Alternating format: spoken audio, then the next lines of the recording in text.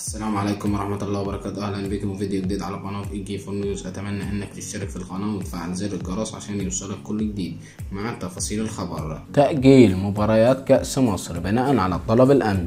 وماذا قال تركي آل الشيخ؟ قال عامر حسين رئيس لجنة المسابقات في اتحاد الكرة أنه تم تأجيل مباريات كأس مصر لأسباب أمنية. وأضاف عامر حسين في خلال تصريحات لراديو 90 الساعات الأولى من صباح الثلاثاء: أخبرني ثروت سويلم المدير التنفيذي لاتحاد الكرة بأنه سيكون هناك تأجيل لمباريات كأس مصر لأسباب أمنية. وأكمل حسين: أخبرت سويلم أنه لن أتحرك إلا بوصول خطاب رسمي بالفعل. ووصل اليوم الثلاثاء خطاب من الجهات الأمنية يفيد بتأجيل مباريات كأس مصر. كان من المقرر أن يواجه الزمالك فريق المقصة بالدور الثمانية من كأس مصر، فيما كان سيواجه الأهلي بيراميدز بدور ال16 من البطولة. وأعلن النادي الأهلي رفض خوض المباراة أمام بيراميدز في الكأس، مؤكدا أنه ملتزم بالجدول المعد في وقت سابق. ونشر الزمالك بيانا رسميا في الساعات الأولى من صباح يوم الثلاثاء بأنه تم تأجيل مباريات كأس مصر وأنهم يرفضون هذا التأجيل. ماذا قال تركي آل الشيخ على حسابه على موقع التواصل الاجتماعي فيسبوك؟ اتفق مع الاتحاد المصري على أن التأجيل واجب، فأمن مصر خط أحمر، وأيضا التأجيل يعطي لدياس فرصة للتعرف على اللاعبين، وأيضا يكون الخصم مكتمل الصفوف لكي